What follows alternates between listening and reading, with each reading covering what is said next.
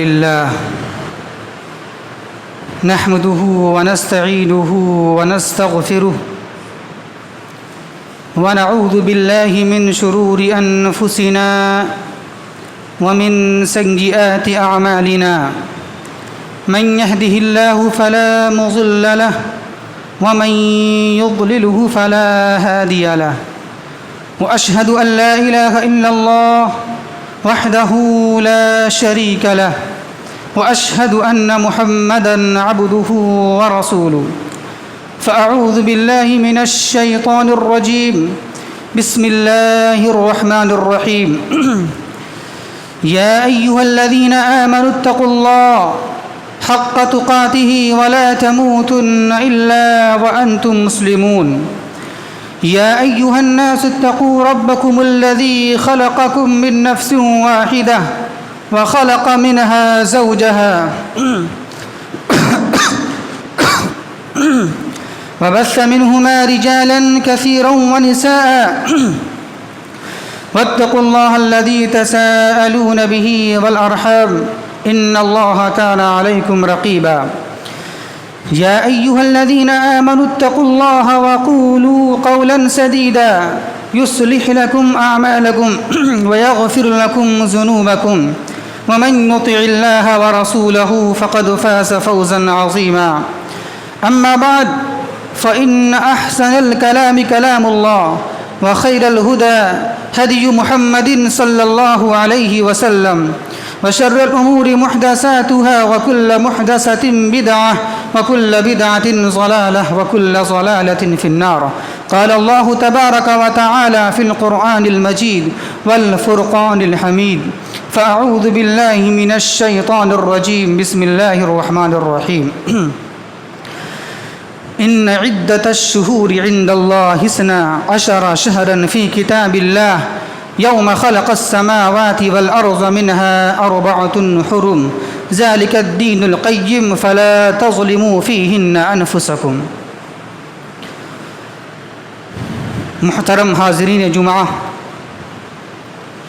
خطبہ مسنونہ کے بعد ہم نے سورہ توبہ آیت نمبر 36 کی تلاوت کی ہے. اللہ فرماتا ہے کہ ان عدت الشہور عند اللہ 12 شہرا فی کتاب اللہ یوم خلق السماوات والارض منها 4 حرم ذلك الدین القیم فلا تظلموا فیہن انفسکم.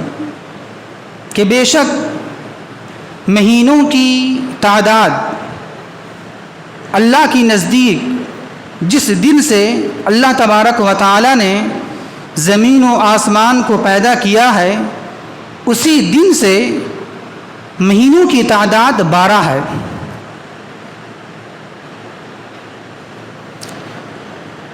ذالک الدین القیم، انہی مہینوں میں سے 4 مہینے حرمت والے ہیں اور یہی سیدھا دین ہے. تو اے لوگو، پس تم ان 4 مہینوں میں خصوصاً اپنے اوپر ظلم نہ کرو، گناہ والا کام نہ کرو. محترم حاضرین جمعہ، آیت کی مناسبت کے لحاظ سے آج ہمارا موضوع خطابت ہے محرم کے فضائل و اعمال. محترم سامعین کرام، شریعت اسلامیہ میں محرم الحرام کی مہینے کی اہمیت کے کئی پہلو ہیں. سب سے پہلا پہلو یہ ہے کہ اللہ تبارک و تعالی نے محرم الحرام کے مہینے کو حرمت والے 4 مہینوں میں سے ایک کہا ہے کہ منہا 4 حرم، کہ اللہ کے نزدیک مہینوں کی تعداد 12 ہیں. انہی 12 مہینوں میں سے 4 مہینے حرمت والے ہیں. تو انہی 4 مہینوں میں سے ایک مہینہ کیا ہے؟ محرم الحرام کا مہینہ ہے. یہ مہینہ حرمت والا ہے. کیا مطلب؟ حرمت والا ہے اس کا مطلب یہ ہے یہ مہینہ عزت و احترام والا ہے. تعظیم والا ہے، اس مہینے کی تعظیم کی جائے، اس مہینے کا احترام کیا جائے۔ اور احترام کرنے کا مطلب کیا ہے؟ احترام کرنے کا مطلب یہ ہے کہ اس مہینے میں جنگ و جدال، قتل و غارت گری، فتنہ و فساد برپا نہ کیا جائے، بلکہ اس مہینے میں امن و سکون باقی رکھا جائے، امن و سکون قائم کیا جائے۔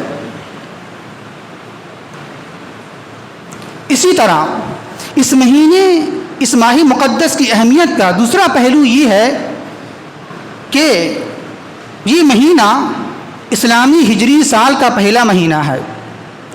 محرم الحرام سے اسلامی ہجری سال کی شروعات ہو جاتی ہے، اور جب جب محرم الحرام کا یہ مہینہ شروع ہوتا ہے تو مسلمانوں کے اندر ایک فطری خوشی ہوتی ہے۔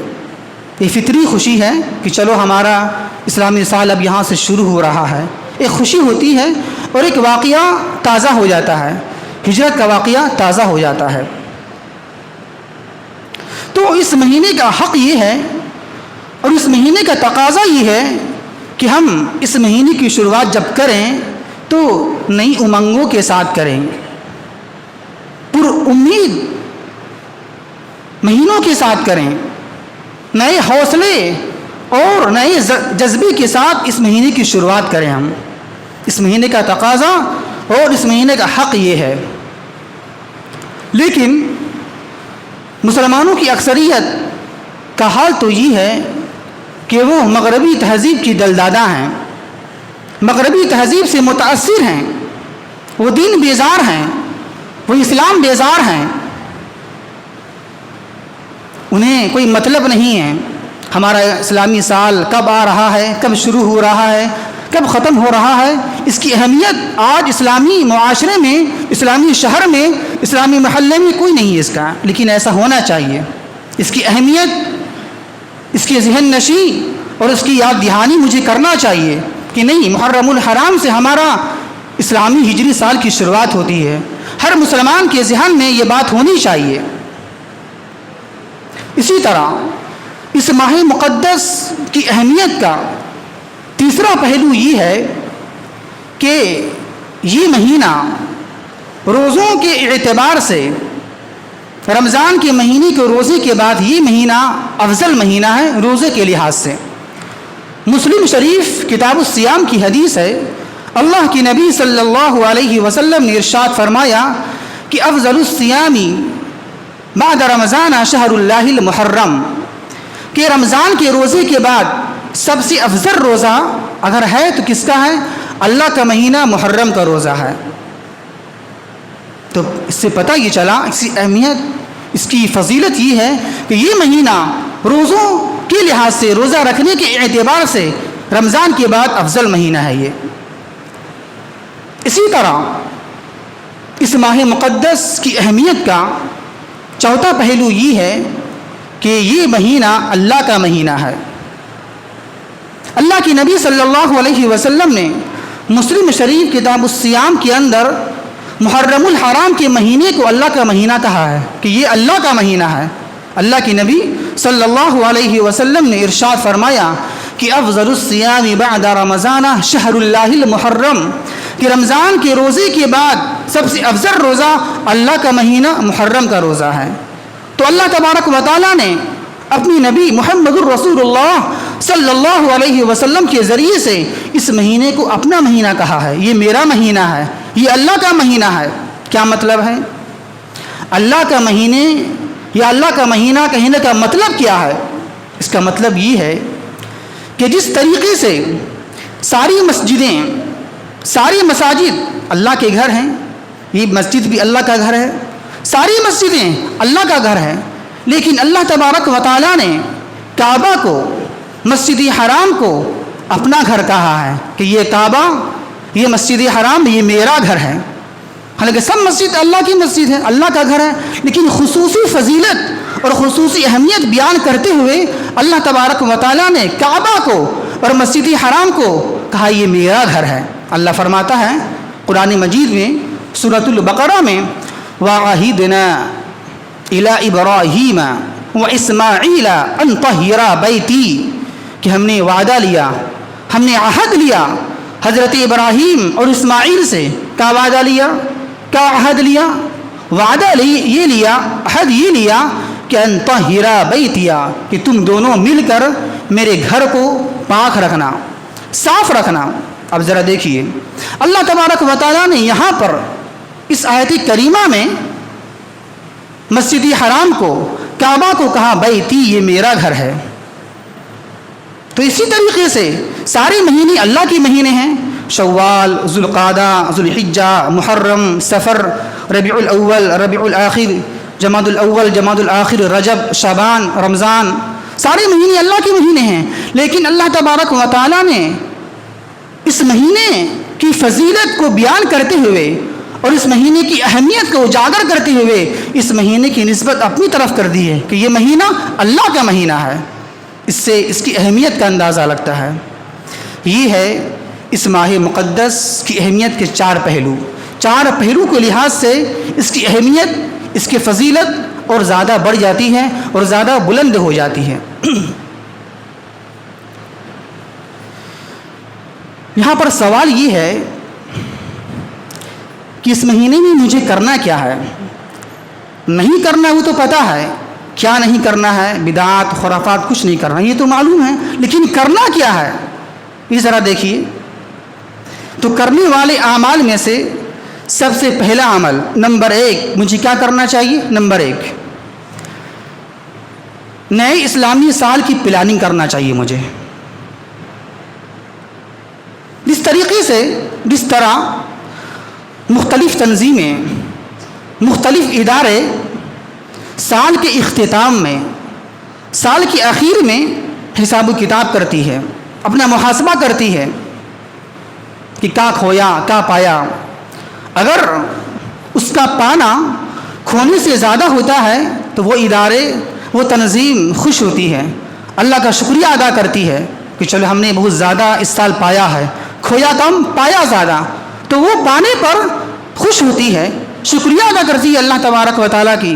لیکن اگر اس کا کھونا اس کے پانے سے زیادہ ہوتا ہے تو اس کے اندر غم ہوتا ہے، افسوس ہوتا ہے، اور وہ غم افسوس کرتے ہوئے آئندہ سال کے لیے ایک لائحہ عمل تیار کرتی ہے کہ نہیں، اب جو کچھ ہوا، جو کمی کوتاہی ہو گئی، لیکن اب آئندہ جو سال آنے والا ہے اس سال میں اس کمی کو، کوتاہی کو پورا کرنا ہے، اور بالکل جد و جہد کے ساتھ اور بالکل تندہی کے ساتھ کام کو انجام دینا ہے تاکہ ہمارا ادارہ، ہماری تنظیم، ہماری جماعت بالکل کامیاب ہو جائے. تو اس طریقے سے ساری تنظیمیں، سارے ادارے سال کے اختتام میں محاسبہ کرتی ہے، حساب و کتاب کرتی ہے. تو اسی طریقے سے ہم بھی تجزیہ کریں، محاسبہ کریں کہ اگر ہم پچھلے سال، اگر میری نماز، میرے روزے، میری عبادات، میرے معاملات، میری اخلاق، میرے کردار اگر اچھے رہے ہوں تو ٹھیک ہیں، اللہ کا شکریہ ادا کیجیے. آپ اب خوش ہوئیے کہ الحمدللہ پچھلے سال میری عبادات، میرے معاملات، کردار، نماز، روزہ اچھے رہیں تو خوش ہوئیے آپ اور شکریہ ادا کیجیے. لیکن اگر آپ کی پچھلے سال عبادات کے اندر، معاملات کے اندر، اخلاقیات کے اندر، نماز کے اندر، روزے کے اندر اور معاشرت کے اندر میں کمی ہو گئی، کوتاہی ہو گئی، تو اب اس سال یہ پلاننگ کریں کہ نہیں، اب جو کچھ ہوا، اب انشاءاللہ اس سال سے ہم ایک نئی شروعات کریں گے اور جو کمی ہو گئی، کوتاہی ہو گئی، اس کو ہم پورا کریں گے. تو اس طریقے سے آپ اسلامی سال کی شروعات جب کریں تو پلاننگ کریں، نیک اعمال کی پلاننگ کریں. آپ الغرض کہنے کا مطلب یہ ہے کہ ہمیں چاہیے کہ ہم اپنی پچھلی سال کا محاسبہ کرتے ہوئے اس سال کی پلاننگ کریں اور اس کو صحیح منہج پر لے جائیں. کیونکہ جیسے جیسے جو سال گزرتے چلے جائیں گے ویسے ویسے ہم لوگ قبر سے قریب ہوتے چلے جا رہے ہیں، موت سے قریب ہوتے چلے جا رہے ہیں. اس لیے ہمیں اس کی پلاننگ کرنا بہت ضروری ہے اور کرنا چاہیے. یہ ہے پہلا عمل اس مہینے کا.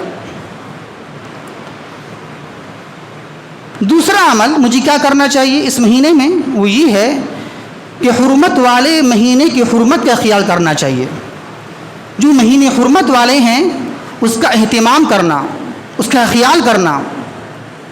ویسے تو کسی بھی سال، کسی بھی مہینے، کسی بھی دن جنگ و جدال کرنا، قتل و غارت گری کرنا، فتنہ و فساد کرنا کسی بھی مہینے یہ غلط ہے، گناہ ہے. لیکن اس مہینے میں خصوصاً گناہ والا کام کرنا، فتنہ فساد برپا کرنا، قتل و غارت گری کرنا، اس کی خطرناکی اس مہینے میں اس کے زہرناکی، اس کے سنگینی اور زیادہ بڑھ جاتی ہے. اسی وجہ سے اللہ تبارک و تعالی نے قرآن مجید میں کہا ہے کہ فَلَا تَظْلِمُوا فِيهِنَّ أَنفُسَكُمْ، کہ تم خصوصاً ان 4 مہینے میں اپنے آپ پر ظلم مت کرو، گناہ والا کام مت کرو. قرآن تو یہ کہہ رہا ہے کہ خصوصاً ان 4 مہینوں میں، محرم الحرام کے مہینے میں گناہ والا کام نہیں کرنا ہے. کوئی بھی ایسا عمل نہیں کرنا ہے جو شریعت کے مخالف ہو، شریعت کے خلاف ہو. لیکن افسوس کی بات تو یہ ہے کہ اس کے برعکس، اس کے برخلاف کیا جاتا ہے. جیسے ہی محرم الحرام کا مہینہ شروع ہوتا ہے ویسے ہی حرام کام شروع ہو جاتے ہیں. جیسے چاند دکھا ویسے ہی اسی رات سے ڈھول شروع ہو جاتا ہے، ڈھول پیٹنا شروع کر دیا جاتا ہے، بدعات خرافات شروع کر دی جاتی ہے، اور اس ماہ حرمت کی پامالی کی جاتی ہے دھڑلے سے. اور اس ماہ مقدس کی حرمت کی پامالی کی ایک صورت یہ بھی ہے، ایک شکل یہ بھی ہے کہ انسان یاد حسین میں، غم حسین میں، شہادت حسین کی یاد میں نوحہ کرے، ماتم کرے، چیخے، چلائے، نوحہ کرے، اپنے سینے کو چاک کرے اور چلا چلا کر کہے. اس کا مطلب یہ نہیں ہے کہ کسی کی وفات یا کسی کی شہادت میں غم نہیں ہونا چاہیے، افسوس ہونا ہی نہیں چاہیے، ایسا نہیں ہے. اسلام میں ایسا بالکل نہیں ہے کہ کسی کی موت ہو جائے، شہادت ہو جائے تو غم بھی نہیں کر سکتے ہیں آپ، افسوس ہی نہیں کر سکتے، ایسا نہیں ہے. کرنا ہے، افسوس کرنا ہے، غم بھی ہونا چاہیے کسی کی وفات پر، کسی کی شہادت پر. لیکن غم اور اظہار افسوس اسلامی حدود کے دائرے میں رہ کر ہونا چاہیے.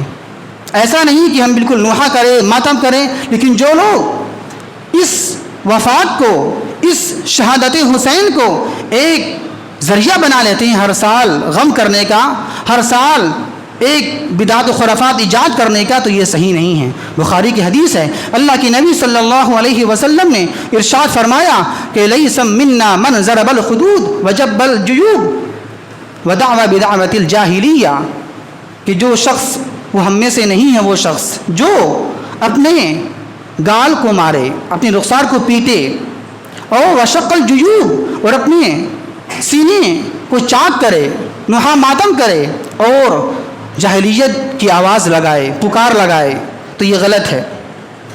افسوس کریں، ہونا چاہیے افسوس، لیکن اسلامی شریعت کے دائرے میں رہ کر ہونا چاہیے. ہر سال کیا جائے ایسا نہیں ہے. تو یہ ایک اس مہینے کی حرمت کی پامالی کی صورت ہے اور یہ شکل ہے، ایسا نہیں ہونا چاہیے. یہ ہے دوسرا اہم کام جو مجھے کرنا چاہیے. اس مہینے کا خیال کرنا ہے، اس کی تاکید دل میں ہونی چاہیے، اور اس میں کوئی بھی حرام کام نہیں کرنا چاہیے. تیسرا عمل جو مجھے اس مہینے میں کرنا ہے وہ یہ ہے کہ روزہ رکھا جائے. اس مہینے کا مخصوص عمل اور مسنون عمل جو ہے وہ روزہ رکھنا ہے. اللہ کے نبی صلی اللہ علیہ وسلم اس مہینے کا روزہ رکھتے تھے، اور صحابہ کرام کو بھی روزہ رکھنے کی تاکید کیا کرتے تھے. مسلم شریف کتاب الصیام کی حدیث ہے، اللہ کے نبی صلی اللہ علیہ وسلم نے ارشاد فرمایا کہ افضل الصیام بعد رمضان شہر اللہ المحرم، کہ رمضان کے فرض روزوں کے بعد سب سے افضل روزہ اللہ کا مہینہ محرم کا روزہ ہے. اسی طرح مسلم کی ایک اور حدیث میں ہے کہ کسی صحابی نے اللہ کے رسول صلی اللہ علیہ وسلم سے سوال کیا، پوچھا کہ ای الصلاۃ افضل بعد المکتوبہ وافضل الصیام بعد رمضان بعد شہر رمضان، کہ اللہ کے رسول صلی اللہ علیہ وسلم فرض نماز کے بعد افضل نماز کون سی ہے، اور اسی طرح فرض روزوں کے بعد افضل روزہ کون سا ہے. صحابی نے پوچھا. تو اللہ کے نبی صلی اللہ علیہ وسلم نے جواب یہ دیا کہ افضل الصلاۃ بعد الصلاۃ المکتوبہ الصلاۃ فی جوف اللیل وافضل الصیام بعد شہر رمضان وصیام شہر اللہ المحرم۔ اللہ کے نبی نے جواب یہ دیا کہ سب سے افضل نماز فرض نماز کے بعد رات کی نماز ہے، تہجد کی نماز ہے، قیام اللیل کرنا ہے، اور سب سے افضل روزہ رمضان کے روزوں کے بعد اللہ کا مہینہ محرم کا روزہ ہے۔ تو آپ اس پورے ماہ محرم میں، ماہ مقدس میں کسی بھی دن آپ روزہ رکھ سکتے ہیں، کیونکہ اللہ کے نبی نے پورا مہینہ بولا ہے۔ یہ اللہ کا مہینہ محرم، اللہ کا مہینہ جو محرم ہے خصوصی فضیلت ہے، اس میں آپ روزہ رکھ سکتے ہیں۔ اللہ کے نبی نے یہ نہیں کہا کہ آدھا روزہ رکھو، نصف روزہ رکھو، بلکہ پورا کہا کہ اللہ کا مہینہ محرم یہ روزے کے اعتبار سے زیادہ افضل ہے، زیادہ اچھا ہے۔ یہ تیسرا عمل مجھے کرنا ہے، روزہ رکھنا چاہیے۔ چوتھا عمل وہ یہ ہے جو اس مہینے میں کیا جائے، خصوصی طور سے، روزہ تو عام ہے، عام رکھیے روزہ، لیکن مخصوص طریقے سے روزہ جو ہے وہ عاشورہ کا روزہ رکھنا آپ کو ہے۔ آئیے ذرا سا مختصر طور پر ہم دیکھ لیں کہ عاشورہ کی تاریخ کیا ہے، اس کے مراحل کیا ہیں، اس کے فضائل کیا ہیں۔ آئیے ذرا دیکھتے ہیں۔ بخاری مسلم کتاب الصوم کی حدیث ہے، حضرت عبداللہ ابن عباس رضی اللہ تعالی عنہ نے بیان فرمایا کہ جب اللہ کے نبی صلی اللہ علیہ وسلم مکے سے ہجرت کر کے مدینہ تشریف لائے تو دیکھا کہ یہودی اس دن کا روزہ رکھتے ہیں۔ تو اللہ کے نبی صلی اللہ علیہ وسلم نے پوچھا کہ تم روزہ کیوں رکھتے ہو، اس کی وجہ کیا ہے؟ تو انہوں نے جواب یہ دیا کہ یہ وہ عظیم دین ہے، یہ وہ بڑا دین ہے کہ اس دن اللہ تبارک و تعالی نے حضرت موسیٰ علیہ السلام اور ان کی قوم بنی اسرائیل کو قوم فرعون سے نجات دے دیا، اور فرعون اور قوم فرعون کو ڈبو دیا، غرق کر دیا۔ تو اس کی شکرانے پر حضرت موسیٰ علیہ السلام نے روزہ رکھا تھا، تو ہم بھی روزہ رکھتے ہیں۔ تو یہ سننے کے بعد اللہ کے نبی صلی اللہ علیہ وسلم نے ارشاد فرمایا تب تو ہم زیادہ حقدار ہیں، ہم تو موسیٰ علیہ السلام کی اتباع کرنے میں زیادہ حقدار ہیں، ہم بھی روزہ رکھیں گے۔ تو چنانچہ اللہ کے نبی نے خود بھی روزہ رکھا اور اپنے صحابہ کرام کو روزہ رکھنے کا حکم دیا، تاکید کی۔ یہ ہے عاشورہ کے روزے کی تاریخ کہ کب سے یہ روزہ رکھا جا رہا ہے اور کیوں روزہ رکھا جا رہا ہے۔ یہ ایک بات۔ اب آئیے ذرا دیکھتے ہیں کہ عاشورہ کے روزے کے مراحل کیا ہیں، یعنی یہ عاشورہ کا روزہ جو ہم رکھتے ہیں کتنے مرحلے سے گزر کر، کتنے راستے سے گزر کر میرے پاس آیا ہے۔ آئیے ذرا دیکھتے ہیں۔ پہلا مرحلہ بخاری شریف کتاب الصوم کی حدیث ہے، حضرت عائشہ رضی اللہ تعالی عنہا بیان فرماتی ہیں کہ زمانہ جاہلیت میں قریش کے لوگ اس دن کا روزہ رکھا کرتے تھے، اور اللہ کے نبی صلی اللہ علیہ وسلم بھی روزہ رکھتے تھے۔ پھر جب اللہ کے نبی صلی اللہ علیہ وسلم مکے سے مدینہ ہجرت کر کے آئے تو یہاں بھی روزہ رکھا، مکے میں روزہ رکھا، اور پھر جب مدینہ آئے تو یہاں بھی روزہ رکھا اور روزہ رکھنے کا حکم بھی دیا۔ یہ ہے پہلا مرحلہ روزہ رکھنے کا۔ اور یہ کب ہے؟ یہ اس وقت تھا جب رمضان کے روزے فرض بھی نہیں تھے، فرض نہیں ہوئے تھے، یہ اس وقت کی بات ہے، اور اس وقت یہ عاشورہ کا روزہ فرض تھا، رمضان سے پہلے فرض تھا۔ یہ ہے پہلا مرحلہ روزہ رکھنے کا کہ فرض تھا کب؟ رمضان کے روزے کے فرض ہونے سے پہلے یہ عاشورہ کا روزہ فرض تھا۔ اب آئیے دوسرا مرحلہ۔ اس کی بات بیان کرتی ہیں عائشہ رضی اللہ تعالی عنہا کہ جب فلما فرض شہر رمضان، جب رمضان کے روزے فرض کر دیے گئے تو اللہ کے نبی صلی اللہ علیہ وسلم نے اپنے صحابہ سے کہا کہ من شاء صامہ ومن شاء ترکہ، جو چاہے روزہ رکھے، جو چاہے روزہ چھوڑ دے۔ یہ دوسرا مرحلہ ہے عاشورہ کے روزے کا۔ پہلا کیا تھا؟ فرض تھا، اب کیا ہو گیا؟ نفل ہو گیا۔ کب نفل ہوا؟ رمضان کے روزے کے فرض ہونے کے بعد یہ روزہ اب نفل ہو گیا، تو یہ دوسرا مرحلہ ہے روزہ رکھنے کا۔ اب آئیے تیسرا مرحلہ۔ تیسرا کیا ہے مرحلہ اس کا؟ مسلم شریف کتاب الصیام کی حدیث ہے، حضرت عبداللہ ابن عباس رضی اللہ تعالیٰ عنہ بیان فرماتے ہیں کہ جب اللہ کے رسول صلی اللہ علیہ وسلم اور صحابہ کرام نے عاشورہ کے دن کا روزہ رکھا تو کسی صحابی نے اللہ کے رسول صلی اللہ علیہ وسلم سے پوچھا، اے اللہ کے رسول صلی اللہ علیہ وسلم، ہم اور آپ تو اس دن کا روزہ رکھتے ہیں، تو یہ دن تو ایک ایسا دن ہے کہ جس دن کی تعظیم، جس دن کی حرمت کا تقدس تو یہودی کے اندر بھی ہے، اس دن کا روزہ تو یہودی بھی رکھتے ہیں، تو فرق کیا ہو گیا ہم میں اور اس میں؟ فرق کیا رہ گیا؟ ہم بھی روزہ رکھتے ہیں، وہ بھی روزہ رکھتے ہیں، تو فرق کیا ہو گیا؟ تو اس کے بعد اللہ کے نبی صلی اللہ علیہ وسلم نے ارشاد فرمایا، فَإِذَا كَانَ الْمُقْبِلُ إِنْ شَاءَ اللَّهُ صُمْنَا الْيَوْمَ التَّاسِعَ، کہ جب انشاءاللہ جب آئندہ سال جب آئے گا تو ہم 9 کا بھی روزہ رکھیں گے۔ تو بیان فرماتے ہیں حضرت عبداللہ ابن عباس رضی اللہ تعالیٰ عنہ کہ آئندہ سال آنے سے پہلے آپ کی وفات ہو گئی۔ تب کیا معلوم ہوا؟ یہ تیسرا مرحلہ ہے روزہ رکھنے کا۔ تو اب مجھے یہودی کی مخالفت میں 10 کے ساتھ 9 کا بھی روزہ رکھنا ہے۔ تو یہ ہے 3 مرحلہ عاشورہ کے رکھنے کا۔ پہلا مرحلہ صرف کیا تھا؟ فرض تھا، پہلا مرحلہ مکہ میں اور مدینے میں ایک مرحلہ، دوسرا مرحلہ نفل بن گیا، اور پھر بھی ابھی تک صرف ایک ہی روزہ ہے، عاشورہ کا روزہ۔ تیسرا مرحلہ کب آتا ہے؟ جب صحابہ نے کہا کہ اللہ کے رسول یہ دن تو یہودی بھی مانتے ہیں، تو اب یہاں سے کیا ہو گیا؟ اب 2 روزہ ہو گیا، اب یہاں 10 بھی اور 9 بھی، تو اب 3 مراحل ہو گئے عاشورہ کے روزے کا۔ تو یہ ہے عاشورہ کے روزے کی تاریخ اور اس کے مراحل۔ اب آئیے ذرا دیکھتے ہیں عاشورہ کے روزے کی فضیلت کیا ہے۔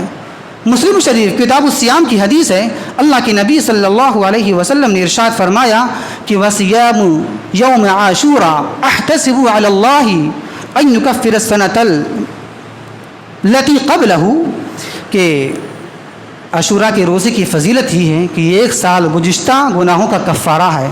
ایک سال پیچھے جو آپ نے گناہ کیا ہے، صغیرہ گناہ، اس کو یہ روزہ مٹا دینے والا ہے، ختم کر دینے والا ہے۔ تو یہ ہے عاشورہ کے روزے کی فضیلت۔ ان تمام تفاصیل سے اور تمام باتوں سے ایک بات سمجھ میں آتی ہے، اور وہ یہ سمجھ میں آتی ہے کہ عاشورہ کا تعلق، یہ عاشورہ کے روزے کا تعلق ہم جو رکھتے ہیں، تو اس کا تعلق نہ یاد کربلا سے ہے، نہ یاد حسین سے ہے، نہ غم حسین سے ہے، نہ شہادت حسین سے ہے، بلکہ اس کا تعلق کس سے ہے؟ اس سے ہے کہ حضرت موسیٰ علیہ السلام اور بنی اسرائیل جب قوم فرعون سے نجات پا گئی تو روزہ رکھا، اس کا تعلق نجات پانے سے ہے۔ تو جب اللہ کے نبی صلی اللہ علیہ وسلم نے یہ واقعہ دیکھا اور یہودی سے پوچھا تم روزہ کیوں رکھتے ہو، تو واقعہ سارے بتا دیا، تو پھر اللہ کے نبی نے کہا کہ ہم بھی روزہ رکھیں گے۔ تو نبی کے روزہ رکھنے کی وجہ سے یہ سنت ہو گئی۔ اگر صرف وہ روزہ رکھتے ہیں، موسیٰ علیہ السلام یہودی روزہ رکھتے ہیں، اللہ کے نبی اس کی مخالفت کر دیتے، تب یہ سنت نہ ہوتی۔ سنت کب ہوئی؟ جب اللہ کے نبی صلی اللہ علیہ وسلم نے یہودی کی بات سن کر یہ کہا تب تو ہم زیادہ حقدار ہیں روزہ رکھنے کے، تب تو ہم زیادہ قریب ہیں موسیٰ علیہ السلام کی اتباع کرنے کے، تب تو ہم بھی روزہ رکھیں گے۔ تب روزہ رکھنے کا حکم دیا اور خود بھی روزہ رکھا۔ تو یہاں سے اب یہ سنت بن گئی کہ مجھے روزہ رکھنا ہے 9 کی اور 10 کی۔ 10 تو رکھنا ہی ہے، لیکن 9 رکھنا یہودی کی مخالفت میں۔ اصل روزہ 10 ہے، لیکن 9 کس لیے ہے؟ 9 ہے یہودی کی مخالفت میں روزہ رکھنا ہے مجھے۔ تو یہ سارے کچھ احکام و مسائل تھے عاشورہ کے روزے کے۔ اللہ سے دعا کرتے ہیں کہ اللہ تبارک و تعالی ہمیں صحیح سمجھ کی توفیق عطا فرمائے۔ وما توفیقی الا باللہ، انہ تعالی جواد کریم ملک بر رؤوف الرحیم۔